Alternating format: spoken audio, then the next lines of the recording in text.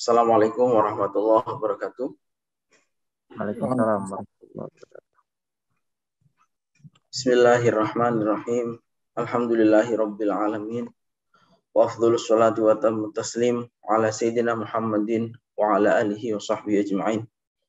Allahumma akhrijna min dhulumatil wahm wa akrimna bi nuril fahm waftah alaina bi ma'rifatil ilm wa sahhil akhlaqna bil hilm waj'alna mimman yastami'una al-qaul fayattabi'una ahsanah. Rekan-rekan sekalian, malam hari ini kita akan membaca Sunnatullah yang ke-11 ya. Dari Sunnatullah yang termaktub di dalam Al-Quran, yang ditulis di dalam kitab Min Sunanillah fi Ibadih, ketetapan-ketetapan Allah atau hukum-hukum alam yang ada di dalam Al-Quran. Melanjutkan minggu yang lalu ya, karena minggu yang lalu tersendat terganggu. Temanya adalah yaitu ikramuhu al-muslihina fid dunya walau kanu kafirin ya.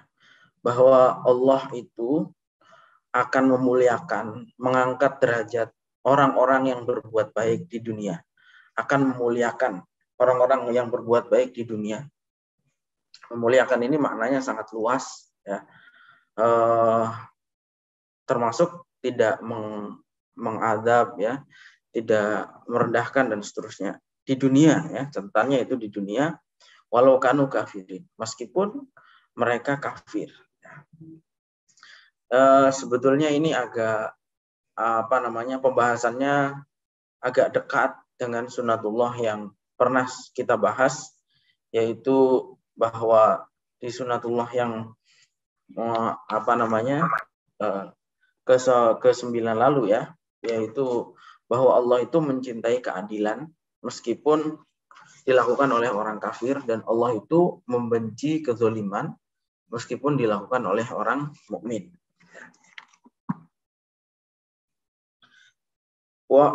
Sebagai biasa, semua Sunnatullah ini bersumber dari Al-Quran, dan di sini dikutip ayat yang menjadi sumber Sunnatullah ini, yaitu wa masdaru hadhihi sunnati qaulullah ta'ala wa ma kana rabbuka liyuhlikal qura bidzulmin wa ahluha muslihun. Yaitu Allah itu tidak sekali-kali menghancurkan suatu kaum ya, atau suatu komunitas secara zalim. Artinya Allah tidak mungkin menghancurkan suatu komunitas yang secara zalim. Wa ahluha muslihun, sedangkan komunitas itu berbuat baik. Wa ma'nal ayati la yata'atta an yuhlikallahu qauman aw ummatan zaliman laha madamu muslihina fi alaqati ma bainahum. Itu di surat Hud ayat 117. Makna ayat tersebut adalah bahwa Allah itu tidak akan sekali-kali menghancurkan suatu kaum secara zalim ya. Allah tidak mungkin berbuat zalim. Di dalam hadis qudsi Allah pernah menegaskan bahwa inni haramtu zulma ala nafsi. Saya itu mengharamkan atas diri saya untuk berbuat zalim. Itu artinya Allah itu tidak mungkin berbuat zalim. Tidak ada kezaliman yang dilakukan oleh Allah. Karena Allah sudah mengharamkan kezaliman itu atas dirinya sendiri ya. Faja'altuhu bainakum muharrama. Itu di dalam hadis qudsi ya. Bahwa saya itu sudah mengharamkan atas diri saya berbuat zalim. Karena itu saya menjadikan kezaliman itu di antara manusia juga sebagai perbuatan yang haram. Waja'altuhu bainakum muharrama. Nah, Allah tidak mungkin menghancurkan sebuah kaum secara zalim madamu muslihina fi alaqati ma bainahum. Selama suatu kaum itu menjaga hubungan baik di antara sesama mereka. Ai lan yuhlikahum bisa babi kufrihim madamu muslihin, yaitu bahwa Allah itu tidak akan menghancurkan suatu kaum hanya karena kekafiran mereka ya.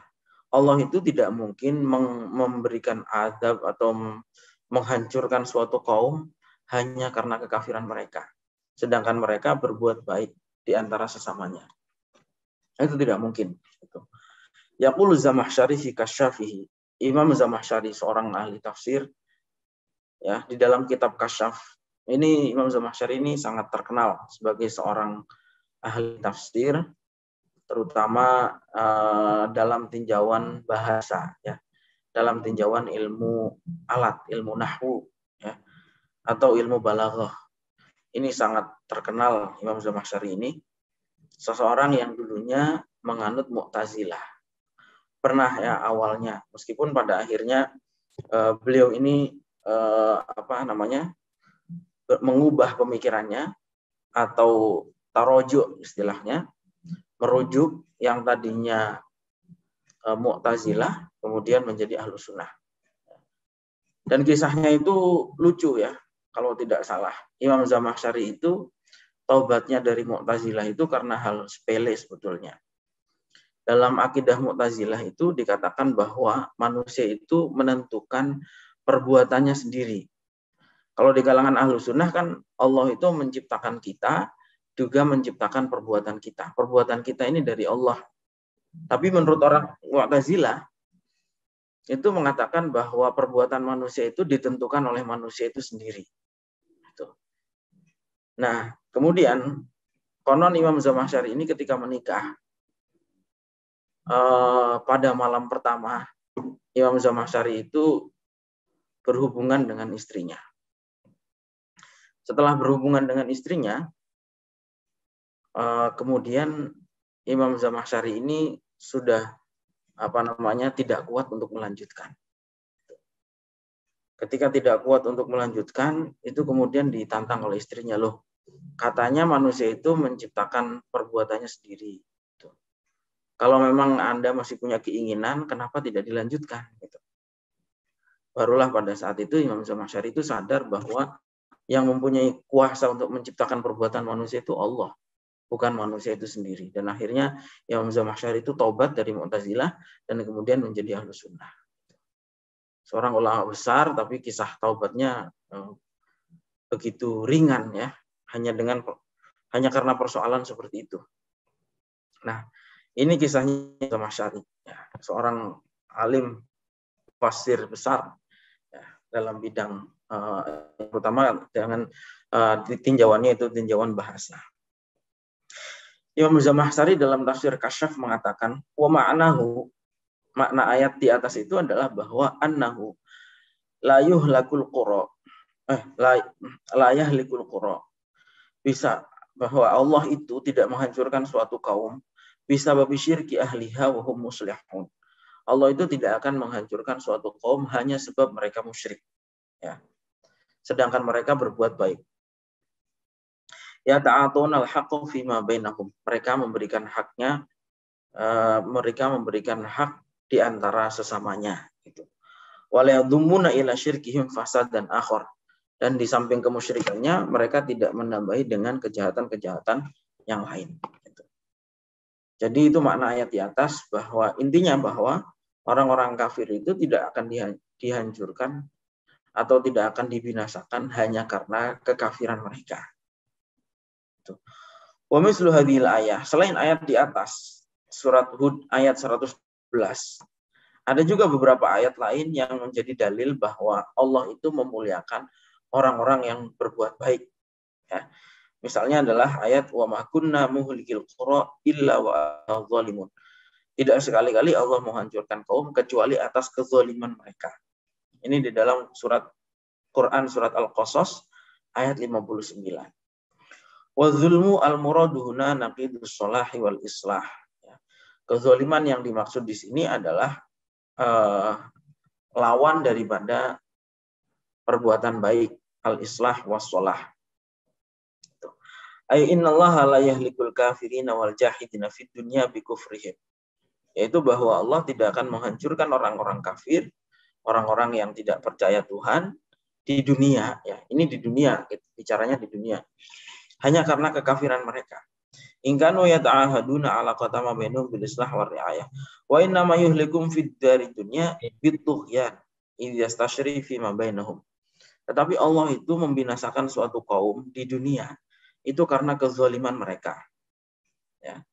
Ketika kezaliman itu merajalela di antara sesama mereka.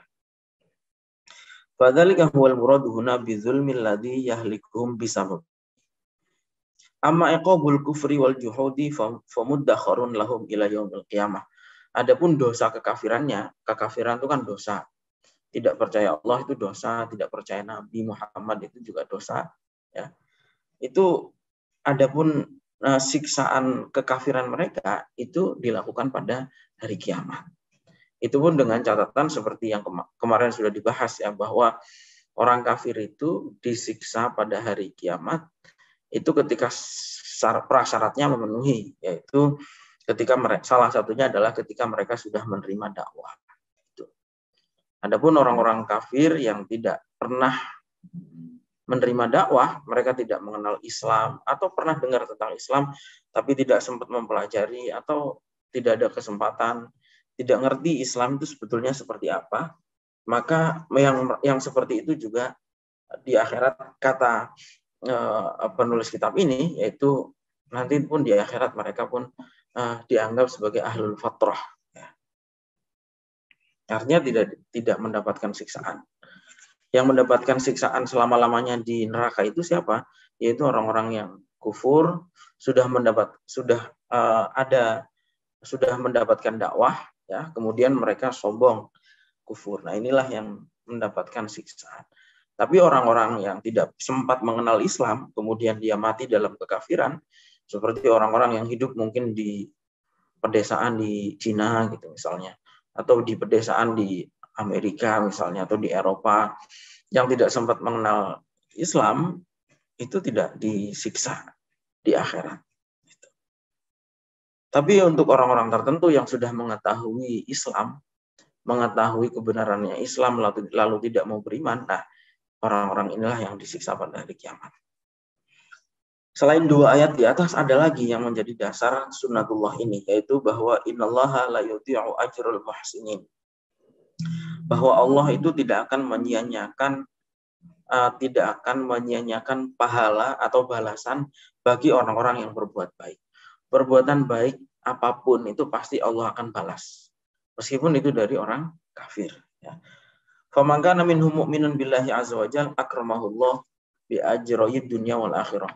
Kalau orang beriman, perbuatan baiknya mendapatkan pahala di dunia dan di akhirat. Wa man kana kafiron billah minhum juzya fid dunya wa uqiba yaumal qiyamati ala kufri. Adapun orang-orang kafir, perbuatan baiknya itu dibalas di dunia, tapi nanti di akhirat disiksa karena kekafirannya. Innama taqarraru hadhil ayat as-salas annal muhsin alladzi lam yashfi ihsanuhu bizulmin ay bi isa'atin ilal akhirin la budda an yalqallaha jazaa ihsanihi. Ayat 3 ayat yang dikutip di atas, yaitu surat Hud ayat 117, Al-Qasas ayat 59, dan At-Taubah ayat 120. Ayat 3 ayat tadi itu berbicara bahwa orang yang berbuat baik dan tidak dicampuri kezaliman dengan menyakiti orang lain dan seterusnya, maka pasti akan mendapatkan pahala dari Allah.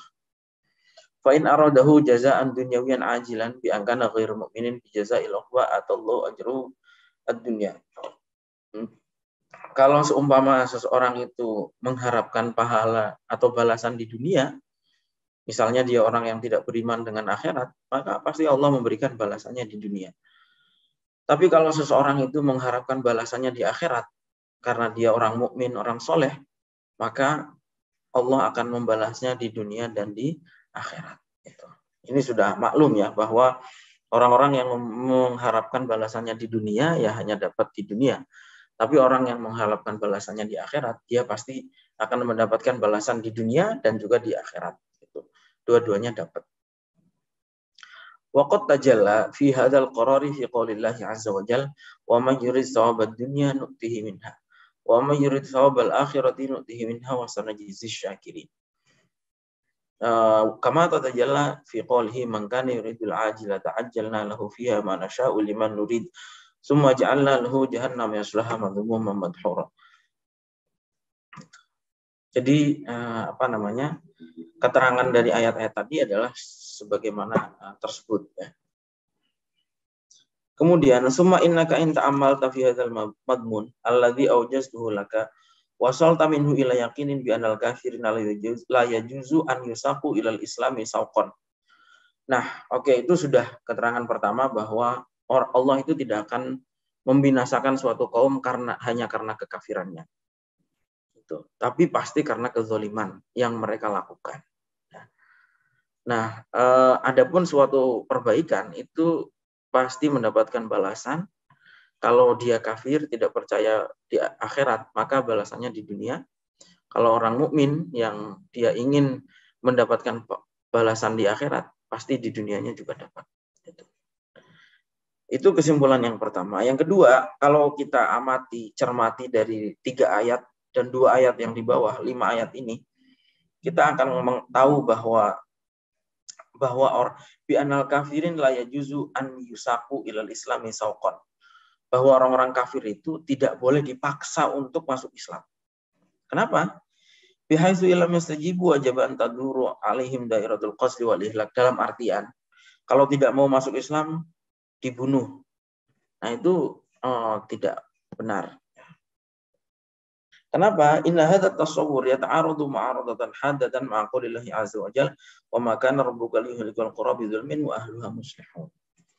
Kalau seumpama ada perbuatan memaksa orang kafir untuk masuk Islam secara paksa, kalau tidak mau masuk Islam dibunuh, maka sudah pasti bertentangan dengan ayat yang sudah dibaca tadi, bahwa Allah tidak membinasakan suatu kaum selama kaum itu berbuat baik. Gitu.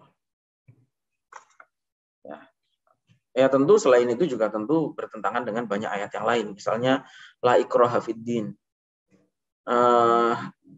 Salah satu yang beliau pernah sampaikan bahwa la ikraha fid din itu bukan nahi, tapi nafi. Ya. Jadi la ikraha fid din, tidak ada paksaan dalam agama, itu bukan melarang kita, tapi mengingatkan kita bahwa kita itu tidak akan mampu memaksa seseorang untuk memeluk agama tertentu. Ya. Paham maksudnya ya?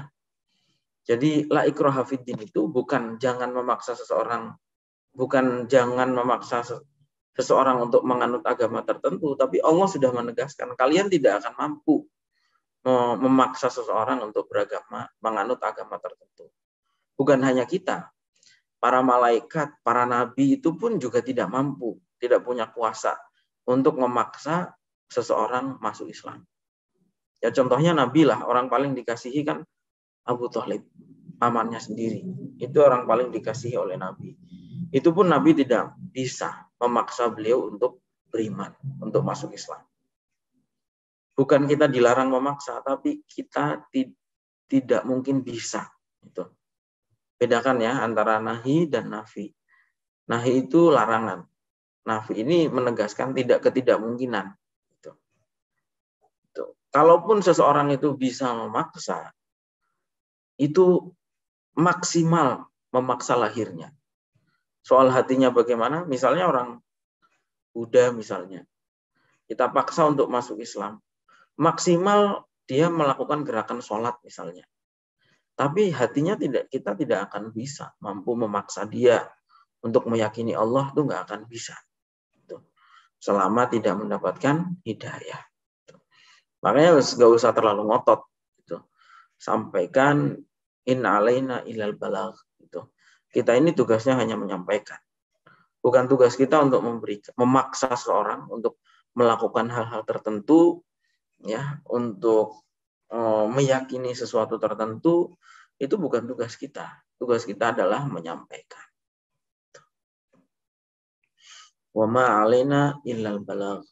Dan tidak ada tugas kita itu kecuali menyampaikan. Dan tidak akan mampu. Kalaupun mau maksa juga tidak akan mampu, ya, sekali lagi. Itu juga membantah pernyataan bahwa Islam itu disebarkan dengan pedang. Nggak mungkin benar. Karena nggak bisa. Agama itu dipaksakan dengan pedang tuh nggak akan bisa. Mungkin ya itu tadi, maksimal tuh lahirnya. Maksimal lahirnya pakai peci, pakai sarung mungkin. Ya udah segitu, dianggap sebagai muslim. Itu maksimalnya segitu. Tapi tidak akan mungkin mampu memaksa hatinya seseorang untuk beriman. Itu. Makanya la ikraha fiddin. Selain dari ayat ini bahwa orang-orang kafir ini tidak boleh dipaksa untuk beriman, tentu ada juga ayat-ayat yang lain. Misalnya lakum dinukum waliyadin, ya. Atau misalnya ayat faman syaa'a falyu'min wa man syaa'a falyakfur misalnya. Dan masih banyak ayat-ayat yang lain yang menegaskan bahwa kita ini tidak mungkin bisa memaksa seseorang untuk masuk Islam. Karena itu salah jalan kalau ada orang yang melakukan peperangan atau menggunakan kekerasan untuk memaksakan agama-agama tertentu. Fa'anta taro anna Allah azza wa jalla qad alzama dzatahu bi an la yuhlikal umama aw ad-duwal allati tanshurul islaha wal qiyamil insaniyah fi alaqati ma baina afradiha. Anda dari ayat tadi bisa melihat bahwa Allah itu sudah mewajibkan dirinya untuk tidak menghancurkan suatu kaum atau suatu umat yang menyebarkan nilai-nilai kemanusiaan, menyebarkan nilai-nilai kebaikan di antara mereka. Biqat'in nazar an aqaidiha ad-diniyah, tanpa melihat keyakinan agamanya. Wa qad lahadza anal bayan anillahi yu'abbiru an hadzal ihlak bizzulm. Kalau kita nanti baca ayat-ayat di bawah ini, kita juga akan tahu bahwa semua azab yang diturunkan oleh Allah kepada manusia yang pernah terjadi dari sejak zamannya Nabi Adam sampai zaman kita sekarang, itu semuanya karena sebab kezaliman. Ud ilal ma'na alladhi awjaztuhu lakalil ayati fi suduril hadis. Contoh misalnya, faman dhahaba ila anal umam allati lam tatatamatta bi ni'matil imani billahi wal khudu' ila islam yajib qatluha illam tastajib li irghamiha 'ala al-islam faqad qarara sarahatan naqid qaulillahi azza wa jalla wa ma kana rabbuka liyuhlikal qura bi dzulmin wa ahliha muslihun. Satu itu. Waqad awdatul hukma asy-syar'i fi hadhihi al-mas'alah wa fasaltul qawla fihi fi kitabi al-jihad fil Islam.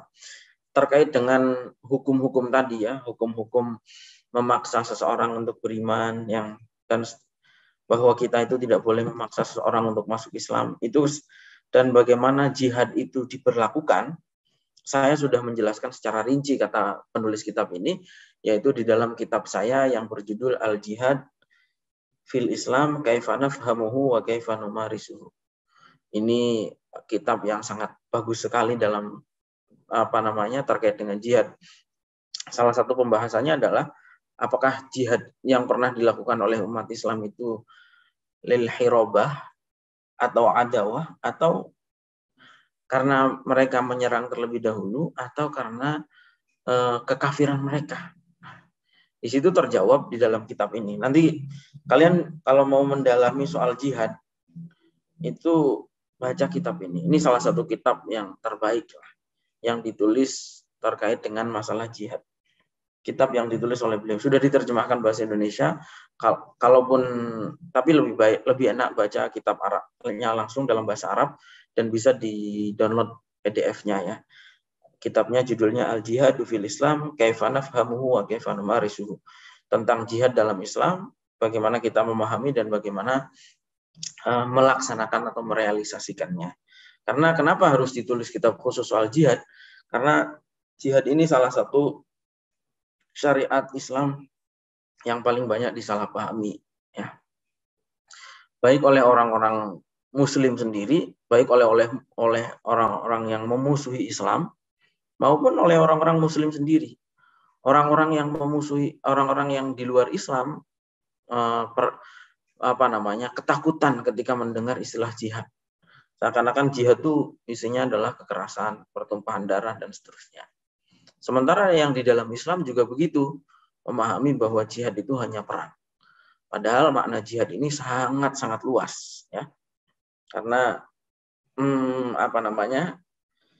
jihad itu artinya adalah bekerja keras. Selama 13 tahun Nabi di Mekah, ayat-ayat jihad itu sudah turun. Tapi kekerasan satu pun tidak pernah ada yang terjadi. Artinya apa? Jihad itu tidak melulu perang. Nah, gitu. Dakwah itu juga berjihad, mendidik ini juga berjihad. Kita ini ngaji namanya berjihad. Kita sedang ngaji ini namanya berjihad. Maksudnya apa? Berjihad ini bekerja keras. Mungkin waktunya orang istirahat malam, waktunya main-main tapi kita ngaji, ini namanya jihad. Itu bekerja keras. Ya. Makna jihad ini sangat luas. Bagi perempuan jihad itu bisa bermakna waktu ada perempuan yang bertanya kepada Nabi, kemudian kata Nabi, ya jihad kalian itu nusuk ya, ibadah haji umroh itu bagi perempuan adalah jihad. Ada lagi anak muda yang datang kepada Nabi, pengen ikut perang, kata Nabi, punya 2 orang tua enggak? Masih punya. Kata pemuda, kata Nabi kemudian fafihima fajahid.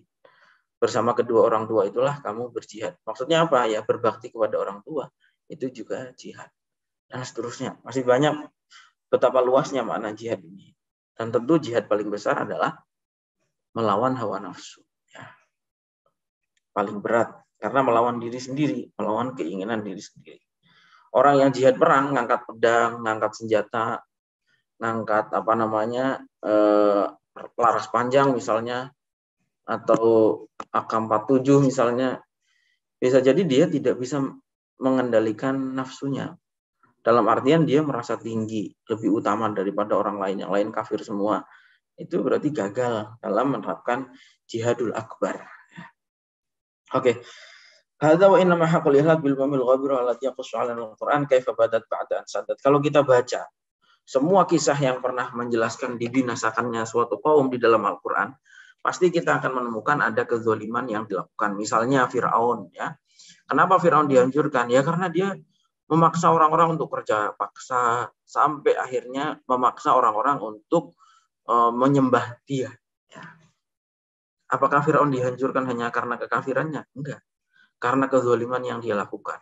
Kaum Samud, ya, kenapa dihancurkan? Kaum Ad, ya, kenapa dihancurkan? Semua karena kezaliman yang mereka lakukan, ya. Dan seterusnya.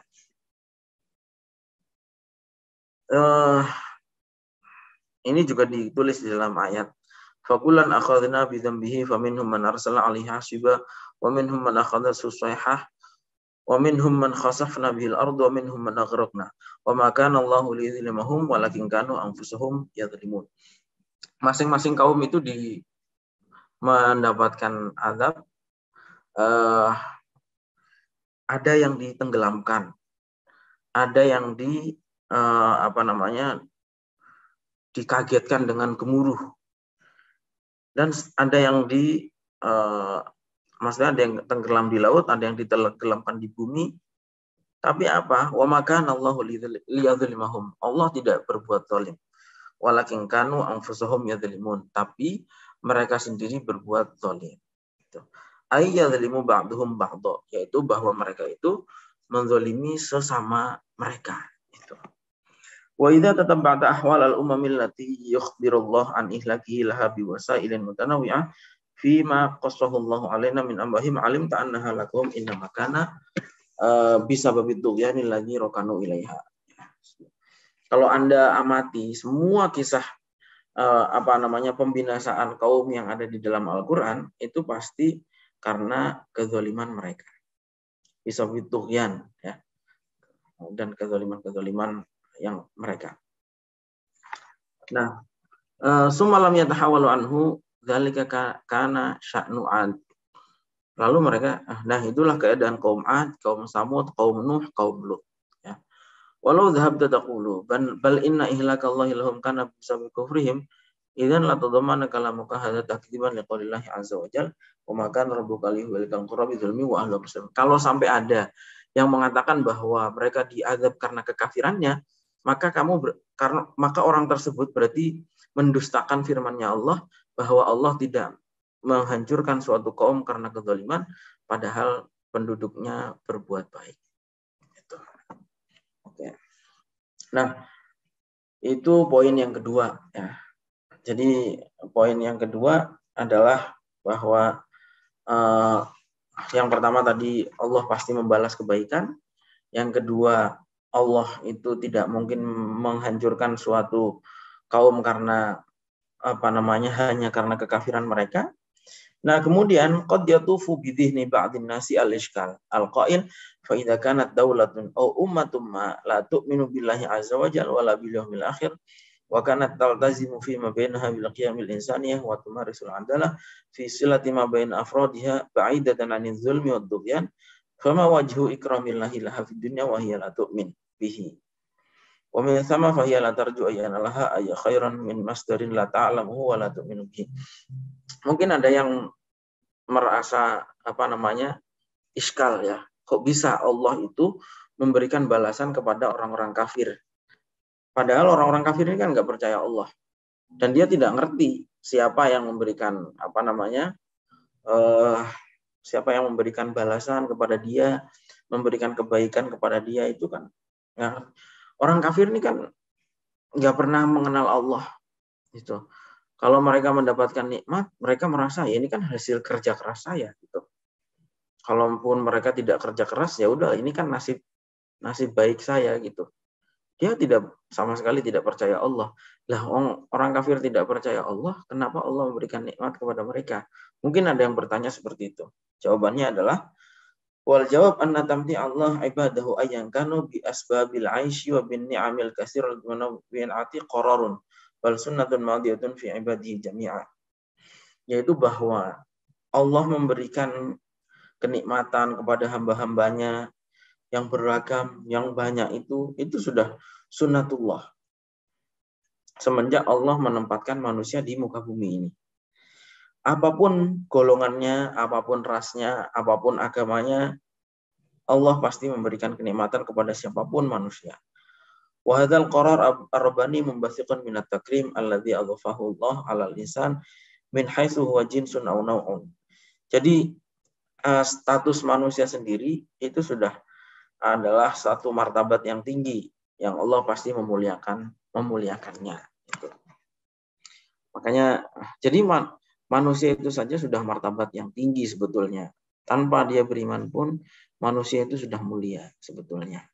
Nah, karena kemuliaannya itulah Allah memberikan nikmat-nikmat yang banyak meskipun mereka tidak beriman. Gitu.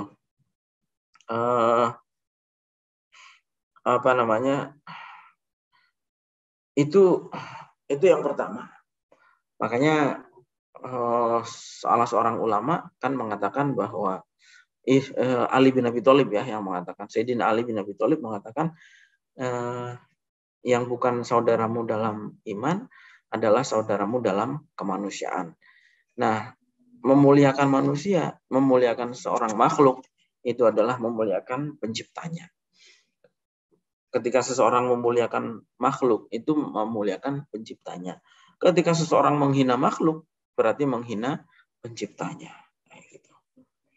Idzan famatalaqahul umam abdul al-kafirah allati lam tanharif fi alaqati ma bainaha ila dzulmi wa tughyan min madhahiril ihsani wal ikram laisa jazaan ala amalihim wal insaniyah allati yumarisuna. Jadi bahwa orang-orang kafir itu hidupnya enak di dunia itu bukan karena tidak mesti karena balasan amal baik mereka. Tuh.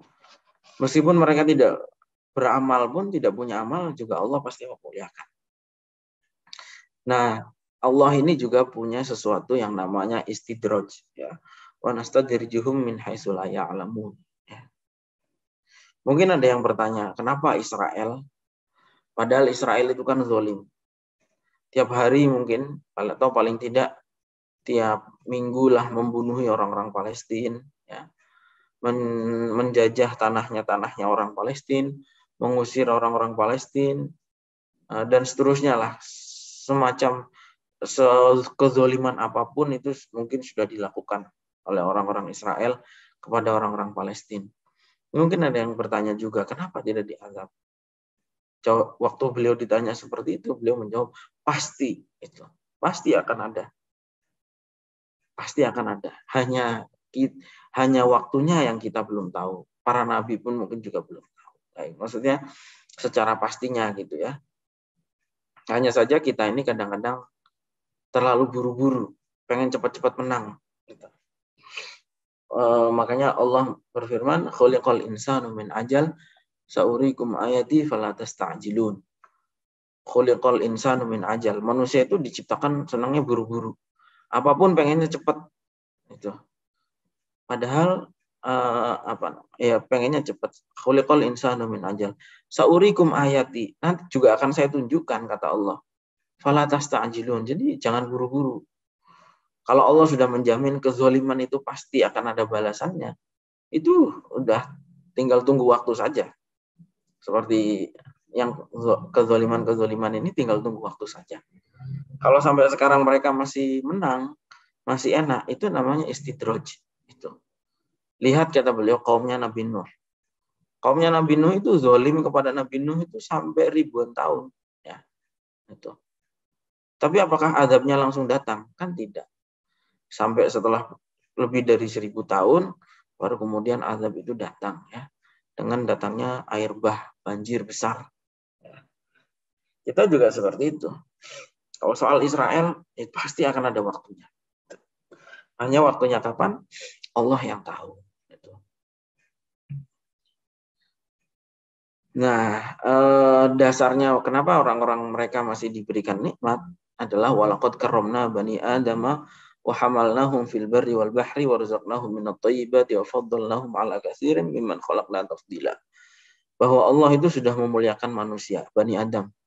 Walaqad karramna bani Adam. Ini salah satu ayat yang menjadi dasar bahwa menjadi dasar pentingnya menjunjung tinggi kemanusiaan. Ya. Bahkan banyak ulama-ulama yang bahkan sebetulnya Islam itu mendahulukan kemanusiaan sebelum beragama. Contohnya misalnya adalah ketika kita hanya punya air 1 botol yang cukup untuk minum dan untuk wudhu, maka hukumnya wajib digunakan untuk minum. Itu. Karena minum itu kemanusiaan. Itu. Habib Ali Al-Jufri, seorang ulama asli Yaman yang hidup di Emirat, menulis kitab judulnya adalah Al-Insaniyah Qabla Tadayyun. Ya. Al-Insaniyah Qabla Tadayyun. Kemanusiaan dulu, baru agama. Dan dasarnya ada gitu. Dasarnya ada. Seperti contoh tadi. Ya. Walaqad ittadhaha umumu hadza takrim linnasi kullihim ala ikhtilafi madzhabihim wa adyanihim. Kalau lihat ayat tadi, walaqad karamna bani Adam itu kan umum sekali. Yang dimuliakan itu Bani Adam. Tidak mesti orang beriman, tidak mesti orang Indonesia, tidak mesti orang Arab, tidak mesti orang Eropa. Semua manusia itu dimuliakan oleh Allah. Mukmin maupun kafir. Summa innal baina lillahi istasna min umumi man yanalum hadza takrim ulaika alladziina yumarisuna dzulm. Yang tidak dimuliakan oleh Allah adalah orang-orang yang berbuat zalim. Yaitu dalam ayat wala tadghaw fihi fayahilla 'alaikum ghadabi wa may yahlil 'alaihi ghadabi faqad hawa. Itu. Janganlah kalian berbuat zalim. Kalau berbuat zalim ya siap-siap untuk mendapatkan murkanya Allah. Wa fir'auna begitu juga dalam firman-Nya yang lain wa fir'auna dzil autad alladzina taghaw fil bilad. Fir'aun ya, yaitu yang menyebarkan kezaliman di seantero negeri. Fa aktsaru fil fasad fa sabba alaihim rabbuka sauta atab. Karena itu Fir'aun itu diadab. Lihat narasi Al-Qur'an. Enggak ada keterangan bahwa karena Fir'aunnya ini kafir, enggak. Tapi karena Fir'aunnya ini menyebarkan kezaliman di antara masyarakatnya.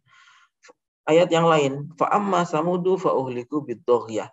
Adapun kaum Samud maka dibinasakan karena kezaliman mereka. Ad-doghyah. Ay bisa babit dughyah. Jadi bisa dipahami ya dari ayat-ayat ini bahwa merupakan sunnatullah adalah menghancurkan suatu kaum itu karena kezalimannya, bukan hanya karena kekafirannya. Oke, kemudian mungkin ada juga banyak yang bertanya kata beliau soal kenapa orang-orang Eropa ya atau orang-orang Barat lah, Eropa, Amerika yang kafir dan mereka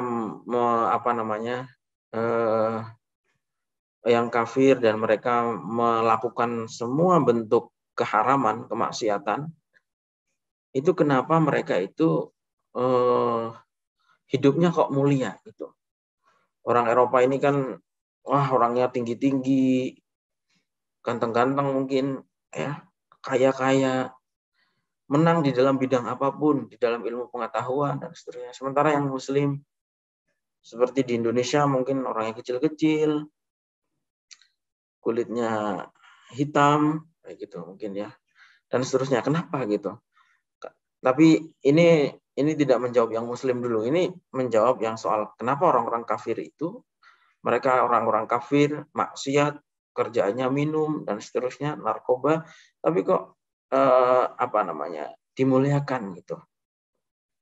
Jawabannya adalah huwa ma araftahu al'an min anallaha alaihi likul umam bisa bikufriha wa adam imaniha.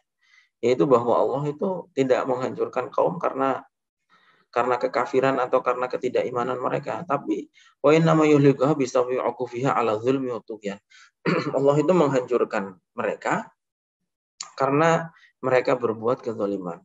Wali arad an tahkimi mizanil adalah wal mujtama'at al-urabbiyah allati yadribu hadzal mustashkil al-masal biha tar'afi ma bainaha al-qiyam al-insaniyah. Ya meskipun mereka kafir, tapi mereka di dunia ini menerapkan prinsip-prinsip keadilan. Itu. Ya, misalnya orang-orang yang berbuat jahat ini diadili secara baik. Gitu. Orang-orang yang mendapatkan hak, ya contoh yang paling gampang lah, misalnya negara-negara dengan kriminalitas terendah itu kan justru di Eropa, di negara-negara Skandinavia, ya. Di Selandia Baru, di Luxembourg, di Denmark, ya justru di negara-negara itu yang paling rendah kriminalitasnya, paling dianggap paling keadilannya paling baik kayak gitu. Sampai kalau ada negara-negara lain bersengketa itu juga diselesaikan di sana gitu. Orang Aceh mau berontak, berundingnya di mana? Di Finlandia. Gitu. Waktu itu ya GAM sama pemerintah Republik Indonesia berunding di Finlandia. Gitu. Karena menganggap ini negara yang adil. Gitu. Ada HP hilang di Eropa itu bisa kembali, di Jepang bisa kembali, itu dompet hilang bisa kembali. Di Indonesia jangankan hilang, disimpan di lemari aja bisa hilang gitu. Jangankan di kereta api atau di bus angkutan umum, gitu ya. Bagaimana gambaran daripada situasi keadilan di masyarakat? Itu kenapa orang Eropa dimuliakan itu. Karena yang Muslim. Jadi kita ini ya, kalau kita ingin baik, hidup umat Islam ini enak, ya harus berpegang pada nilai-nilai agamanya. Agamanya melarang berbuat zalim, ya harus menghindari perbuatan-perbuatan zalim. Kalau Allah itu gampang, mudah mengampuni, tapi kalau udah berkaitan hak orang lain, hutang piutang, mencuri, gosok, korupsi, nah ini berat. Nah, lihat di negara-negara Islam ya, korupsinya begitu marak ya. Ya seperti di negara kita misalnya, mau mendapatkan pelayanan saja harus pakai uang pelicin dan seterusnya. Itu ribet.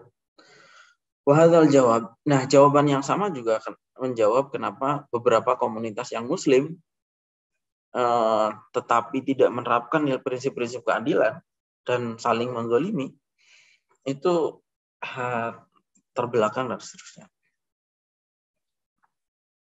Ini sebagaimana pernah disampaikan oleh beliau, ya kata beliau di paragraf terakhir halaman 109 itu, laqad qultu laka min qabl. Saya kan pernah menyampaikan dan sekarang saya ulangi lagi bahwa Allah itu membenci kezaliman dan pasti membalasnya meskipun dia Muslim.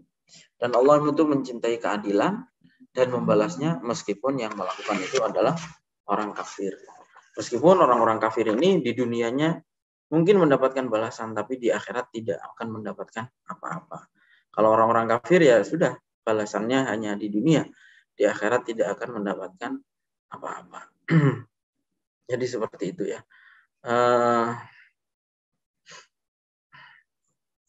Sekali lagi melalui sunatullah semacam ini beliau ingin menyampaikan bahwa kalau orang Islam ini ingin mulia, ya terapkan dulu prinsip-prinsip keadilan, hindari saling menzalimi sesama Muslim, kayak gitu ya, sesama manusia. Gitu. Saling jangan menzalimi, gitu. Nah, seterusnya. Nah, soal yang lain-lain, kenapa tadi misalnya seperti di Israel, kenapa tidak segera mendapatkan ini? Itu ada juga beliau mengungkapkan bahwa innallaha yumhil wala yuhmil dalam bahasa Arab. Artinya apa? Allah itu tidak mungkin melupakan, tapi bisa saja Allah itu menunda waktunya, tapi Allah tidak mungkin melupakan. Gitu. Jadi inti daripada sunnatullah yang ke-11 ini, yaitu bahwa ikramu al-muslihina fid dunya walau kanu kafirin, adalah bahwa Allah itu tidak menghancurkan suatu kaum karena kekafirannya, tapi Allah menghancurkan karena kezalimannya. Sebaliknya Allah memuliakan orang-orang yang berbuat baik meskipun mereka kafir. Itu karena juga berangkat dari prinsip bahwa Allah itu tidak akan menyia-nyiakan kerja keras atau upaya perbuatan baik dari seseorang. Yang pasti Allah memberikan balasannya. Kalau orang itu kafir, maka balasannya di dunia saja. Tapi kalau orang itu mukmin, ketika dia berbuat baik, maka balasannya di dunia dan di akhirat. Mungkin itu saja untuk sunnatullah yang ke-11 ini. Ya, saya kira cukup. Kalau ada diskusi silahkan disampaikan, apakah pertanyaan atau masukan silahkan. Tadi sepertinya ada yang ngechat di kolom chat. Ya, Assalamualaikum Gus Naji. Waalaikumsalam warahmatullahi. Ya, alhamdulillah. Terima kasih Gus. Malam ini mendapatkan tambahan ilmu yang luar biasa. Jadi kajian dari kitab yang ditulis oleh Syahid Syekh Ramadan Al-Buti ya, Gus ya. Terkait sunatullah tadi ya. Jadi kalau saya bisa berarti benar sekali bahwasannya perintah Allah irhamu man fid dunya yarhamukum man fis sama, Gus ya. Itu ya Gus ya berarti ya. Kemudian Gus tadi yang saya tertarik juga bahwasanya yang saya lihat dari tulisan beliau di kitab ini, beliau itu menarik bahwasanya suatu penjelasan dari matan yang ada di Al-Quran atau dalil yang ada di Al-Quran itu, beliau menafsirkannya dengan bab kasfi ya Gus. Ini luar biasa sekali ya, artinya kan ini bahwasanya kasyaf ini kan miliknya para wali Rabbani gitu Gus ya. Jadi artinya ini jelas sekali bahwasannya pandangannya dari beliau ini, beliau adalah orang yang sangat membenarkan bahwasannya para wali itu ada dan kasyaf itu ada begitu Gus. Mungkin dari pandangan Gus Naji, mohon ini pandangan terkait kasyaf dan para wali ini Gus, mungkin dari apakah wali itu juga ada tingkatannya atau seperti apa, dan juga yang kedua itu terkait ini Gus kezaliman itu, kalau contohnya tadi kan ada beberapa umat Gus, kalau umat yang Nabi Lut itu gimana ya Gus, yang mereka melakukan Sodom gitu ya, itu apakah karena itu zoliman yang antar manusia atau memang itu dalam syariat gitu Gus. Itu jadi ada dua itu Gus, mungkin mohon dibantu dijelaskan. Terima kasih. Assalamualaikum warahmatullahi wabarakatuh. Waalaikumsalam warahmatullahi. Jadi begini, yang pertama terkait dengan materi yang beliau tulis ya. Jadi sebenarnya begini, memang kitab ini yang menjelaskan soal sunnatullah ini kan sebetulnya kan sumbernya sudah ada sejak awal Islam sudah ada. Nah, kan sumbernya kan Al-Quran, tapi memang seorang ulama yang menulis kitab menghimpun sunnatullah, setahu saya memang baru beliau. Beliaulah yang pertama kali menghimpun sunnatullah. Ya selama ini kan kita taunya sunnatullah itu sunnatullahi lati qad khalas min qabl wa lan tajid li sunnatillahi tabdila wa lan tajid li sunnatillahi tahwila. Taunya kan segitu. Tapi bentuk sunnatullah itu apa saja? Itu kita kan tidak tahu. Maksudnya kalaupun pernah ada ulama-ulama yang menulis itu mungkin terserak gitu di dalam halaman-halaman di kitab-kitab tertentu. Tapi yang menghimpun dalam satu kitab itu memang setahu saya baru beliau. Itu. Jadi ini satu karya yang orisinil, yang genuine dari beliau. Kalau soal kekasyafannya, ya beliau ini memang kasyaf. Kalau soal kasyafnya, kasyaf. Banyak kalau kisahnya soal itu ya. Termasuk banyak sekali lah ya. Tapi diantaranya yang baru kemarin itu, ya contohnya, saya kemarin minggu yang lalu baru ziarah kan ke makamnya ketika saya ke Suriah kemarin. Saya ziarah, kemudian diceritakan oleh keluarganya ya. Jadi beliau ini seminggu sebelum wafat itu memang ziarah ke makamnya Salahuddin Al-Ayyubi. Jadi kalau teman-teman nanti dapat kesempatan suatu saat untuk ziarah ke sana, makamnya Salahuddin Al-Ayyubi itu di samping Masjid Umayyah namanya. Itu ada makamnya Salahuddin Al-Ayyubi. Di situ itu ada 2 cungkup. Ada 2 ada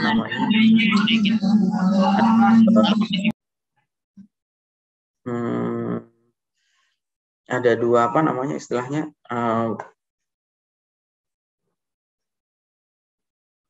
ada 2 pusaka lah ya, atau bukan pusaka, ada 2 kubah makam.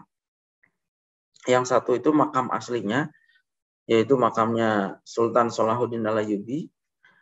Yang kedua di sampingnya itu ada makamnya, makam marmer, dari marmer, itu kosong. Itu hadiah dari Raja Jerman sebetulnya. Itu. Nah, waktu seminggu sebelum wafatnya beliau itu datang ziarah ke makamnya Salahuddin Al-Ayyubi. Kemudian beliau cerita kepada yang menemani ziarah waktu itu, kata beliau, jadi makam itu hanya ada 2 tadi. Makam satu itu isinya adalah jasadnya Salahuddin Al-Ayyubi, yang satunya itu kosong. Karena waktu Raja Jerman itu ziarah ke makamnya Salahuddin Al-Ayyubi, melihat makamnya Salahuddin Al-Ayyubi itu sangat sederhana, menggunakan kayu, ya, menggunakan kayu yang sangat sederhana. Kemudian oleh Raja Jerman ini dikirim marmer yang sangat indah sekali, yang sangat mahal, yang sangat mewah. Itu dikirim karena untuk menghormati hadiah ini, pemberian, maka dipasanglah di sampingnya makamnya Salahuddin Al-Ayyubi itu marmer pemberian dari Raja Jerman tadi. Jadi satu makamnya Salahuddin Al-Ayyubi, satunya kosong. Kata Syekh Budi, yang ini saya sudah tahu, ini makam jasadnya Salahuddin Al-Ayyubi. Yang ini saya tahu, ini kosong. Tapi yang ini sebelahnya ini saya tidak tahu. Jadi setelah ziarah itu seminggu kemudian beliau wafat, dan ternyata beliau dimakamkan di tempat yang kosong itu. Jadi itu tempat memang hanya muat untuk 3. Dan seminggu sebelum wafat juga beliau sudah nelpon, diantaranya yang ditelepon oleh beliau adalah Habib Ali Al-Jufri tadi yang ada di Emirat. Ya. Orang ulama Yaman yang hidup di Emirat, ulama besar, muridnya Habib Umar bin Hafid. Syekh Buti pernah nelpon sebelum wafatnya, 1 minggu sebelum wafatnya, beliau menyampaikan bahwa asyummu raihatal jannah. Itu katanya, saya ini sudah mencium bau surga. Dan sepertinya waktu saya memang sudah dekat. Habib Al-Jufri tentu saja menangis ya. Beliau sudah tahu memang ajalnya sudah dekat gitu. Yang lain-lainnya lebih banyak kisah kewaliannya. Betul, kalau soal kasyafnya beliau ini memang banyak sekali saksinya ya. Termasuk 8 bulan yang saya pernah ceritakan, mungkin 8 bulan sebelum terjadi perang di Suriah, beliau sudah meramalkan. Bukan meramalkan, beliau mendapatkan mimpi, diperlihatkan oleh Allah bahwa suatu musibah itu akan datang. Tuh. Suatu musibah itu akan datang ke negeri Syam, tapi tidak akan lama. Gitu. Syaratnya adalah orang-orang mau bertaubat. Itu waktu itu 8 bulan sebelumnya saya masih di sana itu. Saya masih di sana, saya ngaji kepada beliau, beliau mengingatkan itu. Suatu musibah akan datang ke negeri Syam ini. Tapi musibah ini tidak akan lama. Syaratnya adalah kita harus taubat, harus kembali kepada Allah dan memperbanyak istighfar. Dan benar, setelah itu 8 bulan kemudian, bulan Maret tahun 2011, itu mulai. Waktu itu belum ada apa-apa. Negaranya masih aman, masih seperti kondisi kita sekarang di Indonesia. Tapi beliau sudah tahu 8 bulan sebelumnya itu sudah memperkirakan, sudah diperlihatkan oleh Allah maksudnya ya. Beliau bukan analis politik, bukan apa, karena nggak ada tanda-tanda, tapi beliau seorang ulama yang kasyaf dan ngerti. Kalau kasyaf ini bahasa Jawa itu weruh sadurunge winarah. Ya, tahu sebelum terjadinya sesuatu. Oke, itu yang pertama. Yang kedua, soal Nabi Lut itu juga sebagaimana beliau sampaikan dan yang beliau sampaikan ini sebetulnya membenarkan apa yang difirmankan oleh Allah sebetulnya di Al-Qur'an, bahwa wa makana Allahu liyadhlimahum walakin kanu anfusahum yadhlimun. Dan wa makana rabbuka liyuhlikal qura bidzulmin wa ahluha muslihun. Tidak ada suatu kaum yang dihancurkan oleh Allah karena kezaliman ya dari Allah gitu. Tetapi azab itu datang karena perbuatan jahat di antara sesama mereka atau kezaliman yang terjadi di antara sesama mereka. Nabi Lut kan seperti Nabi Lut yang terjadi kan juga semacam itu. Mereka melakukan mereka itu diazab bukan karena tidak percaya bahwa Nabi Lut itu nabi gitu. Tapi karena kezaliman-kezaliman yang mereka lakukan dengan nyodomi laki-laki ya, dan seterusnya. Dan kezaliman-kezaliman yang lain yang tidak memberikan haknya kepada perempuan dan seterusnya. Mungkin itu ya. Yang jelas secara umum memang Allah sudah menyatakan bahwa wa makana rabbuka liyuhlikal qura bidzulmin wa ahluha muslihun. Allah tidak mengadab suatu kaum sedangkan mereka berbuat baik. Artinya pasti ada kesalahan dari mereka. Kezaliman di antara mereka. Alhamdulillah, terima kasih banyak Gus penjelasannya. Baik, apakah ada lagi?